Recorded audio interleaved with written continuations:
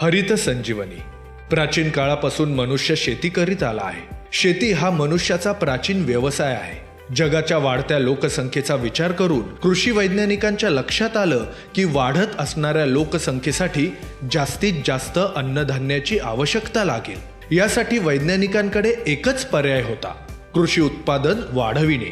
कृषी वैज्ञानिकांनी संशोधनाद्वारे अशा बियाणांची निर्मिती केली की त्यांची उत्पादन क्षमता वाढवल्या गेली. अशी बियाणं हायब्रिड बियाणे या नावाने उपलब्ध केली गेली. देशी बियाणांच्या तुलनेत हायब्रिड बियाणांना जास्त अन्नद्रव्यांची गरज होती. जमिनीत उपलब्ध असलेल्या अन्नद्रव्यातून हायब्रिड बियाणांची भूक भागत नव्हती. या बियाणांची अन्नद्रव्यांची पूर्तता करण्यासाठी वैज्ञानिकांना रासायनिक खतांची निर्मिती करावी लागली. जेव्हा रासायनिक खते शेतकरी शेतात वापरायला लागले तेव्हा त्याचे परिणाम जमिनीबरोबर पिकांवर होऊ लागले. पिकांवर कीटक, वेगवेगळ्या प्रकारच्या रोगराई येऊ लागल्या. त्यापासून पिकांना वाचवण्यासाठी वैज्ञानिकांना कीटकनाशकांची निर्मिती करावी लागली. शेतकऱ्यांनी वर्षानुवर्षे रासायनिक खते जमिनीत वापरल्यामुळे जमीन दिवसेंदिवस कडक होत आहे. जमिनीमधील फायदेशीर जीवाणूंची उत्पत्ती दिवसेंदिवस कमी होत आहे. परिणामी जमिनीची उत्पादन क्षमता कमी होत आहे. असंख्य रासायनिक खते आणि कीटकनाशकांच्या वापरामुळे जमीन आणि पिकांची सिस्टीम बिघडत आहे. जसे चयापचय क्रिया, श्वसन प्रक्रिया आणि अन्नद्रव्यांची उपलब्धता. परिणामी शेतकऱ्यांचा शेतीत दरवर्षी खर्च वाढत आहे आणि उत्पादन कमी होत आहे. या सर्व समस्यांचा विचार करून कंपनीच्या शास्त्रज्ञांनी हरित संजीवनी यासारख्या अद्वितीय उपचार पद्धतीची निर्मिती केली. हरित संजीवनी ही उपचार पद्धती पिकांच्या वेगवेगळ्या अवस्थांमध्ये जसे जन्म अवस्था, बालावस्था, तारुणावस्था, परिपक्व अवस्था यामध्ये कार्य करते. यामुळे पिकांमध्ये आश्चर्यजनक वाढ दिसून येते. जसे हरित संजीवनी प्रक्रिया 1 जमिनीला उत्पादनक्षम बनवण्याची उपचार पद्धती आहे. हरित संजीवनी प्रक्रिया 1 250 ग्रॅम 1 एकर शेतीसाठी वापरायचे आहे. हरित संजीवनी प्रक्रिया एक उच्च तंत्रज्ञानाने हायली कॉन्सन्ट्रेट बनवलेली आहे. हरित संजीवनी प्रक्रिया 1 वापरण्याची पद्धत कोणत्याही रासायनिक आणि सेंद्रिय खतांमध्ये मिसळून देता येते.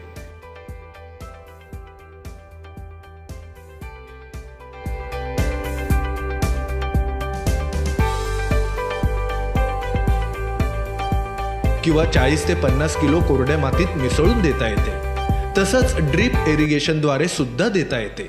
1 वर्ष कालावधी असलेल्या पिकांमध्ये पीक लागवडीवेळी किंवा पिकाची लागवड केल्यानंतर 30 दिवसांपर्यंत हरित संजीवनी प्रक्रिया 1 जमिनीत देता येते. हरित संजीवनी प्रक्रिया 1 जमिनीत दिल्यानंतर पाणी देणे आवश्यक आहे. हरित संजीवनी प्रक्रिया 1चे जमिनीला होणारे फायदे. जमिनीत रासायनिक खतांद्वारे वर्षानुवर्षे साठलेल्या पाण्यात न विरघळणाऱ्या घटकांना विरघळण्यास मदत करते. यामुळे जमीन नरम आणि भुसभुशीत होऊ लागते. जमिनीची पाणी धरून ठेवण्याची क्षमता वाढते. परिणामी वनस्पतींच्या सूक्ष्म मुळांची वाढ होऊ लागते, ज्याद्वारे वनस्पतींना जमिनीतून खाद्य मिळते. जमिनीत सर्वात महत्त्वपूर्ण म्हणजे जीवाणू असतात.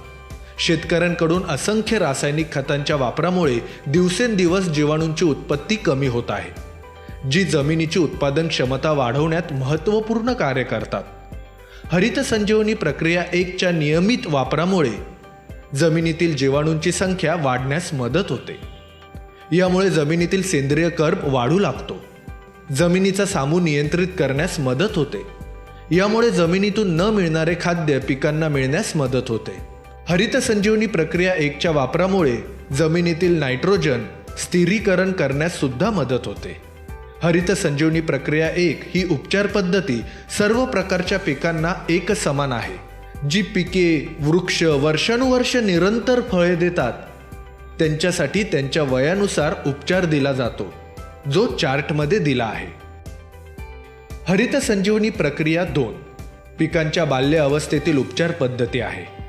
हरित संजीवनी प्रक्रिया 2 100 ग्रॅम पावडर आहे, जिचा 1 लिटर पाण्यात 1 ग्रॅम पावडर या प्रमाणात उपयोग करावायचा आहे. हरित संजीवनी प्रक्रिया 2 100 ग्रॅम पावडरचे 100 लिटर द्रावण तयार होईल. या द्रावणाची पिकांवर फवारणी करायची आहे. याच्या वापरामुळे वनस्पतींची संतुलित वाढ होण्यास मदत होते. पानांचा आकार वाढवून त्यामध्ये हरितद्रव्याचे प्रमाण वाढण्यास मदत होते. परिणामी प्रकाश संश्लेषण प्रक्रिया वेगाने होऊन वनस्पतींमध्ये जास्तीत जास्त अन्नद्रव्यांची निर्मिती होऊ लागते. वनस्पतींच्या मुळांचा विकास वेगाने होऊ लागतो. हरित संजीवनी प्रक्रिया 3 पिकांच्या तारुण्य अवस्थेतील उपचार पद्धती आहे. हरित संजीवनी प्रक्रिया 3 150 ग्रॅम पावडर आहे, जिचा 1 लिटर पाण्यात 1 ग्रॅम पावडर या प्रमाणात वापर करायचा आहे. हरित संजीवनी प्रक्रिया 3 चे 150 लिटर द्रावण तयार होते. या द्रावणाची फवारणी करायची आहे. हरित संजीवनी प्रक्रिया 3 च्या वापरामुळे वनस्पतींच्या फांद्या वाढू लागतात. वनस्पतींमध्ये जास्तीत जास्त मादी फुलांची निर्मिती होऊ लागते. वनस्पतींच्या तारुण्य अवस्थेतील होणाऱ्या हार्मोनिकल बदलांमुळे वनस्पतींमध्ये ज्या अन्नद्रव्यांची कमतरता येते, अशा अन्नद्रव्यांचा वनस्पतींना पुरवठा करण्यास मदत होते. परिणामी वनस्पतींची सशक्त वाढ होते. हरित संजीवनी प्रक्रिया 3 च्या वापरामुळे वनस्पतींमध्ये कर्ब नत्र चा रेशो संतुलित ठेवण्यास मदत मिळते. यामुळे प्रतिकूल परिस्थितीत सुद्धा वनस्पतींमध्ये पाने आणि फुले धरून ठेवण्याची क्षमता वाढते. तसेच वनस्पतींची रोगप्रतिकारक क्षमता वाढते. हरित संजीवनी प्रक्रिया 4 पिकांच्या परिपक्व अवस्थेतील उपचार पद्धती आहे. हरित संजीवनी प्रक्रिया 4 250 ग्रॅम पावडर आहे, जिचा 1 लिटर पाण्यात 1 ग्रॅम पावडर या प्रमाणात उपयोग करायचा आहे. याच्या वापरामुळे वनस्पतींना संतुलित अन्न पुरवठा होण्यास मदत होते.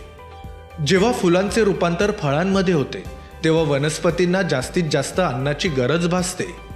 वनस्पती यावेळी पानांकडे जाणारे अन्नद्रव्य कमी करते आणि फळांना जास्तीत जास्त अन्नद्रव्य देते. यामुळे पाने सुकून वनस्पती अशक्त होऊ लागतात. या अवस्थेत पिकांवर वेगवेगळ्या प्रकारच्या आजारांचा शिरकाव होऊ लागतो. परिणामी शेतकऱ्यांना जास्तीत जास्त कीटकनाशके आणि बुरशीनाशकांची फवारणी करावी लागते. फळांना देखील संतुलित अन्नद्रव्य न मिळाल्यामुळे वनस्पतींना खालील भागात लागलेली फळे मोठी तर वरील भागात लागलेली फळे छोटी राहतात. हरित संजीवनी प्रक्रिया 4 ची फवारणी केल्यामुळे पाने आणि फळांना संतुलित अन्नद्रव्य मिळून पाने हिरवीगार राहतात आणि फळांचा खालपासून वरपर्यंत एकसारखा आकार होण्यास मदत मिळते आणि फळांची चमक आणि चव चांगली होते. जास्तीत जास्त फुलांचे रूपांतर फळांमध्ये होते. फळे लवकर तसेच जास्तीत जास्त दिवसांपर्यंत निघत राहतात. वनस्पतींची सशक्त वाढ झाल्यामुळे फुले आणि फळांची गळ थांबण्यास मदत होते. परिणामी शेतकऱ्यांना उत्पादनात वाढ मिळते. हरित संजीवनी प्रक्रिया 2, 3, 4 ची फवारणी करताना घ्यावयाची काळजी. हरित संजीवनी प्रक्रिया 2, 3 आणि 4 सर्व प्रकारच्या कीटकनाशके, बुरशीनाशके याबरोबर मिसळून देता येतात. फक्त बोर्डो मिश्रण किंवा अल्कलाइन औषधांमध्ये मिसळून फवारणी करू नये. हरित संजीवनी प्रक्रिया 2, 3 आणि 4 च्या चांगल्या परिणामांसाठी फवारणी सकाळी 11 वाजेपूर्वी किंवा सायंकाळी 5 वाजेनंतर करावी.